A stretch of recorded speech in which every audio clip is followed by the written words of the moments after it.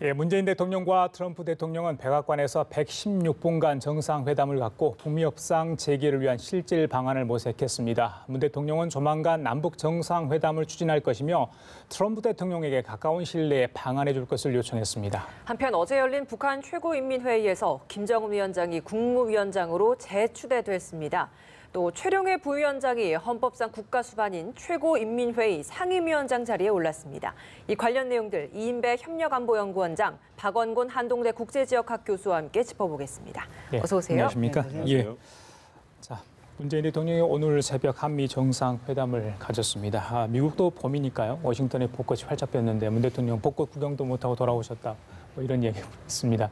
그만큼 일정이 빠듯하지 않았습니까? 오늘 있었던 한미 정상회담 어떻게 보셨는데 총평을 먼저 들어볼까요?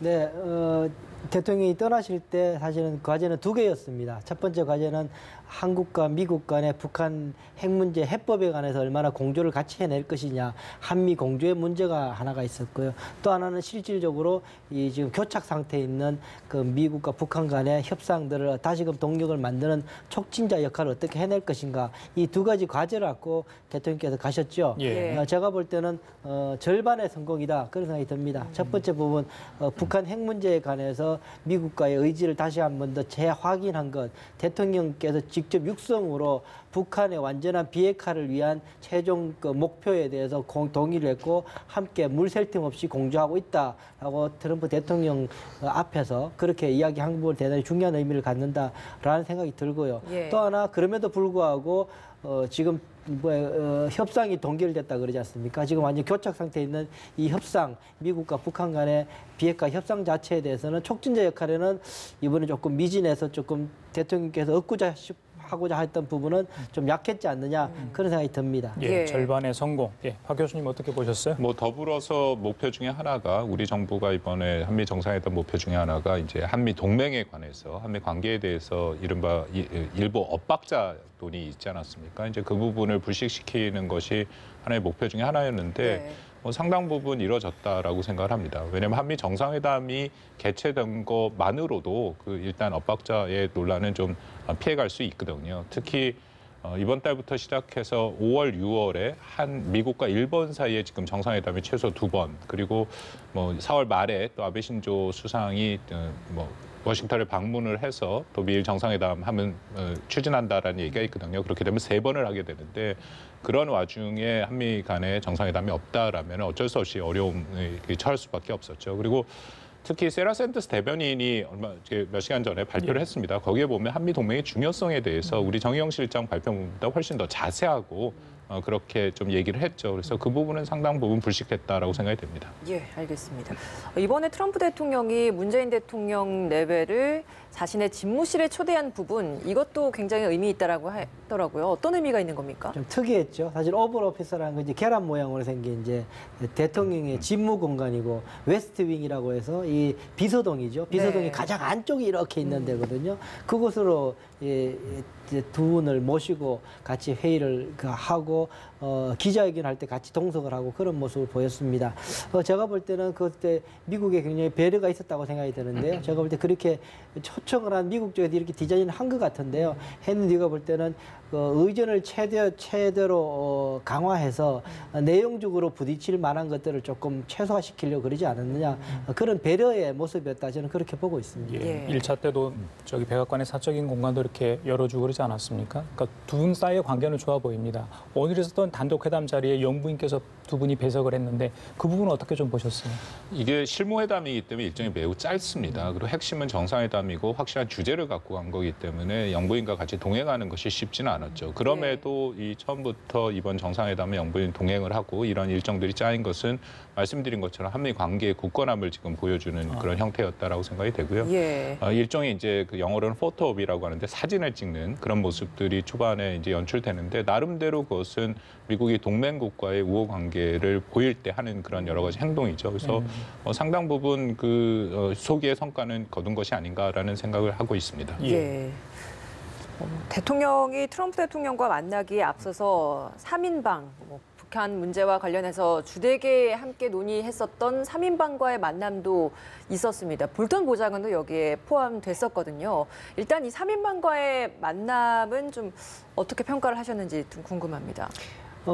제가 볼 때는 그것조차도 제가 볼 때는 이번 한미 정상회담을 준비하면서 미국 측의 배려였다 그런 생각이 드는데요. 예. 왜 그러냐 하면 이 트럼프 대통령 사전에 우리 촉진자를 하겠다고 그러셨기 때문에 촉진자를 하려고 그러면 미국의 입장을 조금 변화시켜야 되는 그런 상황이거든요. 그런데 미국은 사실 솔직히 말씀드리면 변화하고 싶은 마음이 전혀 없는 상태입니다. 사실은. 예. 그런 상황 속에서 직접 그것을 부딪히게 되면 파열음이 날 수밖에 없는 상황이거든요. 그것을 좀 사전에 방지하고 좀 톤다운 좀 하려고 그러면 하는 차원에서 핵심 참모들인 뭐 폼페오든 볼턴이든 북한 핵 문제 관련해서 펜스 부통령까지 차례차례 만나면서 이 미국의 조야 그리고 이 트럼프 대통령의 생각들을 간접적으로 우리 대통령께 미리 좀 알려드려서 직접 대면했을 경우에는 그렇게 서로가 나쁘킬 정도까지 서로가 이야기는 없도록 상호 조율을 좀 사전에 시도하는 부분이 아니었겠느냐 저는 그렇게 부분이 있고요. 그럼에도 불구하고 여전히 미국에서 한 가지 확인한 것은 대화. 하여튼 북한과의 대화의 끈은 놓지 않고 있다는 것을 참모들을 통해서 확인했고 트럼프 대통령을 통해서 확인했다는 것은 그나마 좀 위안이 되는 그런 부분입니다. 예. 저는 거기에 이거 매우 의미가 있다라고 보는 게 그렇습니다. 왜냐하면 미국 내에서 그 북한의 비핵화를 바라보는 시각이 굉장히 다양합니다. 그러니까 트럼프 대통령을 비롯해서 사실 폼페이오 장관도 그 그룹이었는데 요즘은 빠졌고요. 이른바 정치가 그룹이 있죠. 그것은 미국 국내 정치 측면에서 이해 득실을 따지면서 북한 비핵화를 바라보는 그룹이 있고 그다음에 이제 볼튼 보좌관으로 대변되는 이제 관료들이 있죠. 그들은 가장 강력하게 원칙에 따라서 비핵화를 추진하는 그룹이 예. 있고 그리고 마지막 그룹이 미 의회랑 이제 미국 내에 있는 그 한반도 전문가 그룹이 있습니다. 이제 그들은 또 나름대로 북한 비핵화 의지를 의심하고 우리 대통령 입장에서는 트럼프 대통령과의 탑다운 방식이 매우 중요합니다만 더불어서 그 다양한 목소리들과에도 서로 소통이 필요하거든요. 그래서 이번에 펜스 부통령을 비롯해서 그 관료들을 만났다라는 것은 우리의 입장을 우리 원장님 말씀하신 걸 전달하는 부분도 있지만 동시에 또 그들이 생각하는 것을 우리가 들을 수 있는 또 우리 대통령이 직접 들을 수 있는 그런 실제 미국의 목소리를 들을 수 그렇죠. 있는 시간이었다. 예. 왜냐하면 그런 소리를 직접 들어야 좀 더 예. 객관적인 판단을 하고 우리가 예. 앞으로 어떻게 정책 방향을 해나가야 될지가 판단이 쓰는 거거든요. 예. 그래서 이런 것은 전 매우 바람직했다라고 예, 생각합니다. 지금 화면 보시면요. 사진에 문재인 대통령이 폼페이오 국무장관, 볼턴 보좌관, 해리스 대사까지 이렇게 해가지고 열심히 관련해서 설명을 하는 장면 저희들이 볼 수 있었습니다. 아까 총평 때 이제 원장님께서 말씀하셨는데 가장 큰 문제, 빅딜 문제 아니었겠습니까? 네. 저희 정부에서 연속적인 조기 수학 필요성 계속 강조했었는데 이번에 구체적인 합의 사항으로 발표되지는 않았습니다.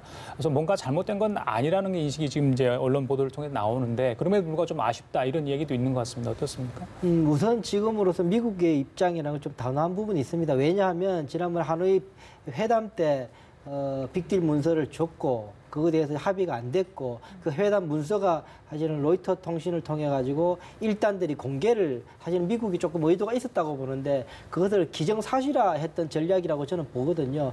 미국은 그렇게 해서 이 북한에게 요구 사항들에 대해서 전면적으로 다 이야기해 놓은 상황인데 그거에 대해서 그게 말로 이제 빅딜 문서이고 예. 이제 포괄적 합의라는 부분이지 않습니까? 그러니까 포괄적 합의를 우선적으로 추진하고 있는 상황 속에서 만약에 조기 수학이라는 창만 강조되고 그거 사실은 그것만 빼놓고 보면 그게 스몰 딜 같은 모습이거든요. 예, 예. 그것만 강조되게 되면 미국은 굉장히 뒤로 양보하는 모습이 보일 수밖에 없는 상황이기 때문에 예. 협상 전략 차원에서 지금 굉장히 불편할 수밖에 없는 상황이죠. 예. 그렇기 때문에 트럼프 대통령도 몇 번 이야기하면 스몰들 있을 수 있지만 지금은 좀 그 포괄적 합의를 빅딜을 해야 될 때다라고 이야기를 하고 있는 부분인 거죠. 만약에 예. 빅딜이 되고 나면 그렇게 해서 여러 큰 그림이 그려지고 나면 앞으로 작은 어차피 이 실행을 하게 되는 때는 이제 이게 완전히 다 한 번에 할 수 없는 거잖아요. 그렇다면은 쪼개서 할 수밖에 없는 상황이거든요. 그러면 쪼개는 그 부분이 어디에 위치하고 있는가에 대한 큰 그림이 설계도가 있으면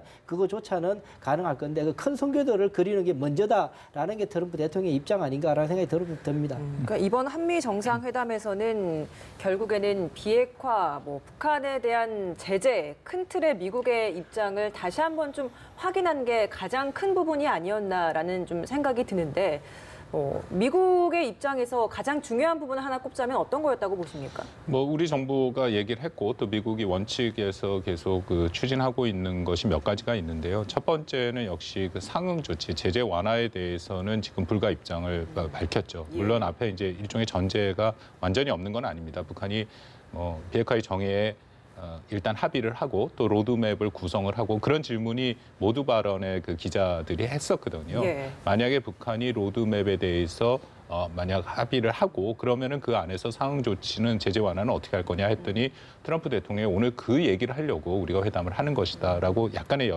여지는 두고 예. 있습니다. 근데 중요한 것은 지금 공개된 자료 또 공개된 발표만 놓고 보면은 제재 완화는 없다라고 분명히 얘기를 한 것이고요. 특히 뭐 금강산과 개성도 지금 당장은 고려하고 있지 않다. 그리고 앞으로의 그 정상회담, 뭐 3차 북미 정상회담과 뭐 지금 남북미 뭐 회담도 얘기가 나옵니다만 그것도 다 가능은 하지만 그러기 위해서는 북한이 뭔가 조치를 취해야 된다. 그러니까 저는 이번 그 한미 정상회담을 통해서 트럼프 대통령이 이 2차 그 북미 정상회담 하노이 회담을 통해서 미국이 밝힌 북한의 비핵화의 입장을 한국 정부를 통해서 다시 한번 북한이 확인했다라고 생각이 들거든요. 그러니까 예. 다시 공은 북한한테 지금 보내진 상태다. 그렇죠. 그렇게 판단이 됩니다. 예. 그 원장님 지난달 그 제재 철회 소동 비슷한 게 있었잖아요. 트럼프 대통령이 제재한 다음에 바로 네. 다음 날 이야기하고. 네. 그래서 혹시 관련해서 무슨 다른 움직임이 있지 않을까 혹시 이번에 정상회담 때 그랬더니 그런 이야기는 없었습니다. 말씀하신 것처럼 원칙 확인했고 특히 이제 금강산이나 개성공단 문제 지금은 때가 아니다 이렇게 했지 않습니까? 네. 그것도 우리 정부는 어떻게 좀 받아들일 수 있는 대목입니까? 트럼프 대통령이 굉장히 그 말을 하면서도 제가 볼 때는 좀 우회적으로 이야기를 해요. 그냥 이렇게 제재 절대로 더 해제 안 하겠다 이야기하는 거나 더 강화할 생각은 없다라고 이야기를 하는 거죠. 그러니까 매우 그래서 아주 좀 현재 부드럽게 수준이 이야기를 하는 적당하다. 거죠. 예. 강화할 때 지금이면 적당하다. 그러면서 또 한마디 덧붙이긴 했습니다. 러시아와 중국의 역할이 좀 고맙게 생각한다. 이게 다는 아니겠지만 그래도 뭐 고맙게 생각한다. 더 해라 소리도 좀 우회적으로 하긴 하는데 어쨌든 현재 시스템에서 더 하지는 강화하지는 않겠다라고 이야기를 하면서 더 자극은 안 하는 그런 모습을 보이고 있는 상황이고요. 그런 상황에서 이제 가장 남아있는 게 남북 경협 문제가 우리 대통령께서는 조금 풀어줬으면 했던 부분 그걸 통해서 조기 수학도 걷어내고 뭐 하겠다라는 게 이번에 꽤 괜찮은 거래라고 말하는 부분이 될 텐데 그 부분에 대해서는 이 트럼프 대통령은 아직까지 받을 생각이 없는 것 같습니다. 예, 그 부분에 있어서는 좀 강하게 좀 적절한 지금은 적기가 아니다라는 표현을 하지 않았습니까? 네, 거기에 대해서는 좀 단호한 것 같아요. 그러니까는 미국이 상응 조치는 정치적 상응 조치에 대해서는 조금 마음이 열려 있는 것 같습니다. 북한에 대해서 정치적 상응 조치는 아시는 바처럼 종전선언에 관련된 것 아니면은 연락 사무소에 관련된 것들에 대해서는 조금 더 마음이 열려 있는 것 같은데 이 경제 제재를 허물어뜨릴 만한 여지가 있는 부분에 대해서는 굉장히 인색하게 하는 건 사실입니다. 왜냐하면은 경제 제재가 허물어지면 대화의 동력조차도 잃어버릴 거라고 생각을 하기 때문에 그것이 같이 연동돼 있다고 보고 있기 때문에 그럴 겁니다. 예, 그 한미 동맹 아까 말씀을 하셨잖아요. 눈길이 가는 게 트럼프 대통령이 한국이 엄청난 규모의 군사 장비를 구매할 예정이다. 뭐 이렇게 이야기를 한 것 같아요. 이거는 어떻게 저희 입장에서 받아들여야 됩니까? 뭐 어느 정도 예상을 했죠. 예상된 겁니까? 뭐 정부에 제가 좀 조언할 기회가 있어서 예. 이번에 그 의제로 공식화 안 되더라도 트럼프 대통령이 틀림없이 분단 문제, 방위 분단 문제와 이런 문제는 얘기할 것이다. 아니나 다를까 이번에도 또 얘기를 했습니다. 예. 근데 이 내용만 보고는 이미 우리가 구매한 미국산 그 무기를 얘기하는 건지 아니면 앞으로 더 구매를 맞습니다. 지금 예. 요구를 하는 건지는 아직 불명확하긴 한데요. 더불어서 방위 분담 문제에도 또 질문이 나와서 이제 단연을 하겠다. 예. 그러니까 이거는 우리가 트럼프 행정부 하에서 한미 동맹을 관리해 나간다는 측면에선 늘 항상 깨어서 대비를 해야 되는 부분은 맞습니다. 예. 트럼프 대통령은 대외 정책, 동맹 정책을 비용 대 효과로 늘 보고 특히 동맹국에 대해서 비용 분담을 지금 계속 요구를 하고 있는 상황이고요. 그래서 다행히 또 이 정도 수준에서 좀 머물렀고 더 돌발 상황은 나타나진 않았죠. 트럼프 대통령이 워낙 해외 정상들이랑 대화를 하면서 대담을 하면서 그런 돌발 상황 연출을 많이 하기 때문에 이 비용 분담을 조금 더 세게 말을 하면 이것이 한미 동맹에 대해서 엇박자를 없애러 갔다가 오히려 문제가 있을 것으로 비춰질 그 여지도 있었거든요. 그래서 뭐 이 정도 수준이었면 우리가 예상한 수준이었다라고 판단이 됩니다. 근데 장기 협정 늘 논의하고 있다. 방위비 분담금 협정과 관련해서 이런 언급이 있었는데 사실 지난 협정에서 미국 측이 1년으로 유효 기간을 줄이자고 요구했던 부분이었잖아요. 근데 네. 이렇게 이야기를 하는 건 저희가 어떻게 해석을 장기 협정을 지금 미국이 요구하고 있는 것은 맞습니다. 왜냐하면 1년을 한 것은 일종의 장기 협정을 미국한테 훨씬 유리한 판으로 만들어서 하기 위해서 1년의 시간을 번 거였거든요. 예. 왜냐하면 트럼프 대통령이 들어서서 방위 분담을 보니까 기존에 있는 이 체제를 갖고는 트럼프 대통령이 원하는 수준의 방위 분담을 받을 수가 없게 돼 있더라고요. 그렇기 때문에 이번에는 1년만 하고 다시 이 틀을 다 바꿔서 동맹국과 협의를 해서 훨씬 더 많은 비용과 책임 분담을 하겠다. 그러면 이제 단연으로 가겠다라는 의미가 되는 거죠. 알겠습니다. 남북미 3자 회담 얘기도 나왔습니다. 그러면서 트럼프 대통령이 김정은 위원장에 달렸다 이런 이야기가 했는데 그건 뭐 어떤 이야기입니까? 이번 회담 이후에 김정은 위원장이 무슨 답변을 해줘야지 무슨 이렇게 만날 수 있는 공간, 기회가 생긴다는 이야기입니까? 어떻습니까? 저는 그거는 사실은 좀 그 부드러운 그 반대의 의사라고 저는 솔직히 저는 보았습니다.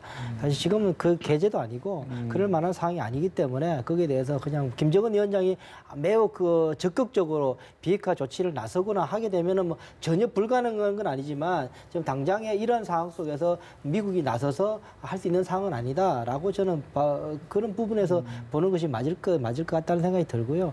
오히려 제가 사실 조금 걱정하는 부분은 이번에 지난해 11월 달에 이제 부에노스아이레스에서 이 트럼프 대통령 긴급도 우리 대통령께서 정상회담을 하게 됩니다. 그때 했던 이유는 뭐냐면은 김정은 위원장의 연내 답방을 좀 끌어내려고 하다 보니까 이제 트럼프 대통령 그 긍정적인 멘트를 좀 얻고 싶어 했던 부분이 있으셨던 것 같은데 사실 그때 못 얻었죠. CVID라는 말을 듣고 해서 오히려 더 어려워지는 상황이 됐었는데 이번에도 저는 좀 그런 걱정이 조금 되는 부분이 있습니다. 그래서 오히려 트럼프 대통령의 입을 통해서 너무나 그 명확하게 제재 완화는 없다라는 이야기, 정상회담, 그 북미 정상회담에도 스텝 바이 스텝, 그야말로 실무회담을 통해 가서 다져서 하는 것을 두 번이나 이야기합니다. 그냥 한 번 이야기한 것이 아니라 두 번 이야기하는 그 부분들 등등을 봤을 때 북한으로서는 기대를 접어야 하는 그런 정도 변화가 좀 있을 수 있으려나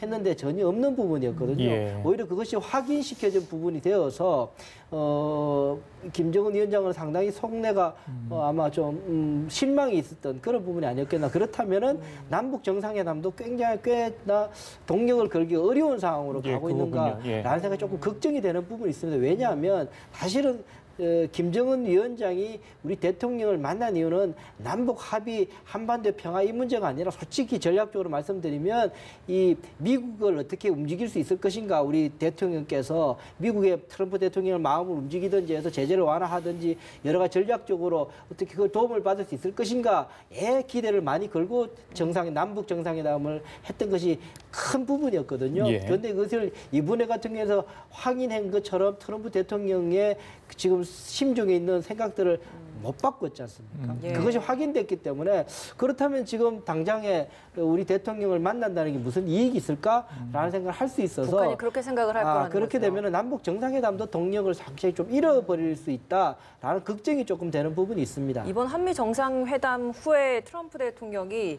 이번 회담 이후에 북한의 입장을 문재인 대통령이 직접 만난 북한의 입장을 다시 한번 좀 전해달라라는 이야기도 했는데 그렇다면 이런 제재 완화가 없다라는 입장을 우리 대통령이 북한에게 가지고 가서 북한이 과연 어떤 대답을 해줄 것인가 이것도 궁금합니다. 지금 공개된 여러 가지 발언들과 자료만 보면은 제재 완화 없다라는 건 분명하고요. 2차 하노이 회담에서 미국이 전달했던 그 입장이 변화가 없어 보입니다. 근데 다만 우리 정부가 지금 준비해갔던 한은 그 포괄적인 합의 단계적 이행안이지 않습니까? 그 안을 아마 공개 회담 말고에서 얘기를 했을 가능성은 있다라고 보고요. 그래서 과연 거기서 얼마만큼 미국의 그런 또 공감을 얻어냈느냐가 지금 원장님 말씀하신 것처럼 앞으로 남북 정상회담, 4차 남북 정상회담의 성사 여부의 관건이라는 거에 저도 동의를 합니다. 만약에 어느 정도 한국 정부가 뭐 북한과의 중재를 할 수 있는 뭐가 있어야 가져갈 거고 그래야 북한 김정은 위원장도 만날 텐데 전혀 그런 것이 없이 입장을 전달만 한다. 그건 이미 2차 하노이에서 다 전달이 된 상태죠. 서로 잘 알고 있기 때문에. 인도적 지원 관련된 부분의 언급도 있었잖아요. 혹시 그런 부분에 있어서는 열어두겠다라는 제안을 한다면 그걸 북한이 받아들일 가능성은 좀 낮지 않겠습니까? 그렇습니다. 인도적 지원 같은 경우에는 작년 연말부터 이미 미국이 공개적으로 여러 차례 얘기를 했고요. 폼페이오 장관 장관도 예. 그리고 실질적으로 인도적 지원을 갈 수 있도록 허용을 해준 상황이 지금 계속 연출되고 있습니다. 그래서 그것만으로는 북한이 움직일 가능성은 크지 않다 생각하고요. 지난 2차 하노이 정상회담 때 그 북한이 아주 명확하게 보여주지 않았습니까? 제재다. 예. 자신들이 원하는 것은 제재 완화, 면제, 예외다. 그러니까 그 부분에 대해서 뭔가 전향적인 입장을 우리 정부 대통령이 트럼프 대통령과 협의가 됐다면 그러면 2차 북미 정상회담이 빨리 4차 남북 정상회담이죠. 가능성이 있지만 그렇지 않으면 이 북한이 좀 고민을 할 가능성이 있다고 생각합니다. 예. 지난번에 정치국 확대회의, 노동당 전원회의 통해서 김정은 위원장은 자력갱생 이야기를 많이 하지 않았습니까? 이 한미 정상회담 이전에 이제 마침 이게 열려가지고 그런 이야기를 했는데 오늘 이 한미 정상회담 결과를 이제 본인들도 받아볼 거 아닙니까? 이후에 어떤 메시지를 생각하고 있을까요? 어떻습니까?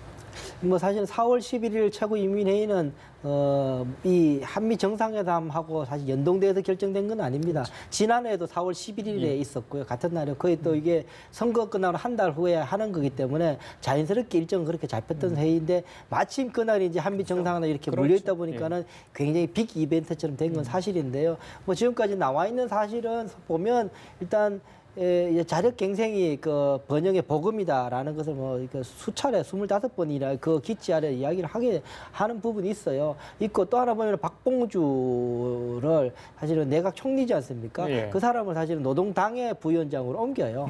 옮겨서 사실 그게 무슨 말이냐면은 내각에는 사실 힘이 없거든요. 사실 이 당에로 보내서 당의 이제 부위원장, 그 이제 비서급 이제 부위원장으로 보내 그 당의 힘을 가지고 그 경제 개혁을 이끌어가는 쪽으로 그쪽으로 가서 보다 더 힘을 실어주는 조치였을 가능성이 높아서 그런 부분들은 앞서 말씀드린 자력갱생이라는 차원에서 북한 내부의 경제 시스템 변화를 조금 더 모색할 가능성이 높다. 그 부분을 여쭤보려고 그랬어요. 박봉주에서 김재룡 자강동 당위원장으로 바뀌었는데 네. 이게 경질이 아닌 오히려 경제 부분에도 더 힘을 실어주기 위해서 한 거다 이렇게 보면 되는 겁니까? 제 예전에 보게 되면 김정은 고모 김경희 같은 경우에도 경경부 부장을 시켜요. 그때가 뭐냐면은 인민들의 실생활을 더 막 돕겠다는 김정일 위원장 때 막 그런 이야기 있을 때는 잘 안 됐거든요. 안 되다가 김경희를 동생을 경공부 부장으로 옮겨요. 그때 그렇게 했던 이유가 뭐냐면은 당에서 힘을 받아가지고 그걸 풀려고 했던 그런 움직임 중에 하나였었거든요. 비슷한 저는 조치가 아니었겠는가라는 생각이 듭니다. 그러나 그럴지라도 북한이 가지고 있는 내수 경제의 한계가 분명히 있거든요. 외부로부터 수혈이 되지 않으면 좀 돌아가기 어려운 상황이기 때문에 어느 정도까지 성과를 낼지는 모르겠습니다만 어쨌든 그 의도는 그럴 거다라는 생각을 해보게 됩니다. 김정은 위원장도 재추대됐는데 뭐 주석이라던가 뭐 이런 표현의 변화가 아니라 그대로 위원장으로 해서 국무위원장으로 해서 추대가 된 부분은 어떻게 봐야 되는 겁니까? 주석으로 혹시 추대를 하지 않을까라고 일부에서 얘기가 됐습니다만 그 가능성은 없었습니다. 왜냐하면 이미 김일성이 영원한 주석이다라고 이미 얘기가 된 상태라서 그 자리를 김정은 위원장이 다시 갈 수는 없고요. 그리고 김정은 위원장 들어서서 지금 이른바 북한을 보통 국가화를 만드는 그런 지금 입장이기 때문에 국무위원회를 만들었고요.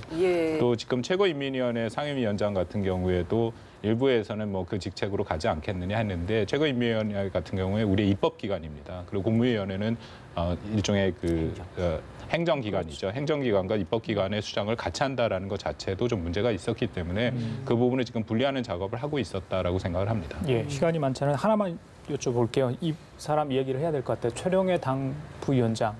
그렇죠?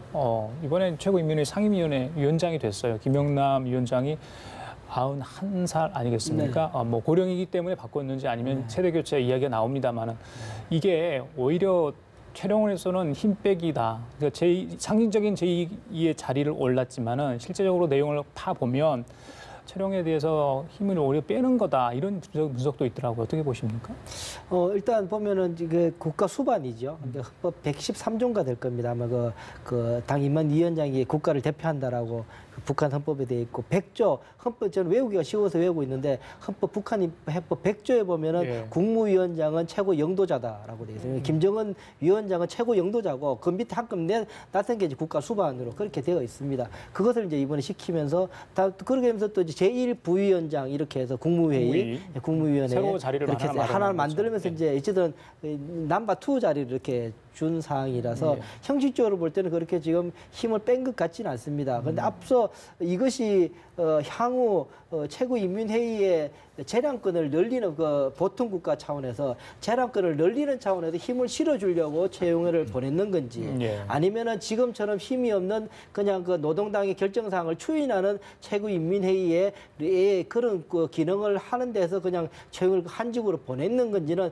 최고인민회의 앞으로 어떤 상황이 될지는 조금 더 지켜봐야 될 것 같다는 생각이 좀 듭니다. 박 교수님 어떻게 보십니까? 이 인사에 대해서? 예, 최룡해라는 인물 자체는 김정은 시대를 대표하는 인물이죠. 그 반면에 이제 김영남 같은 경우에는 이전에 할아버지 때부터 있었던 사람이고, 그래서 저는 자신의 시대가 다시 개막됐다, 김정은 위원장이 그것을 좀 선포하는 그런 또 인사 조치였다고 생각을 합니다. 그래요. 알겠습니다. 지금까지 이인배 협력안보연구원장, 박원권 한동대 국제지역학 교수 두 분과 함께 얘기 나눠봤습니다. 말씀 잘 들었습니다. 고맙습니다. 고맙습니다.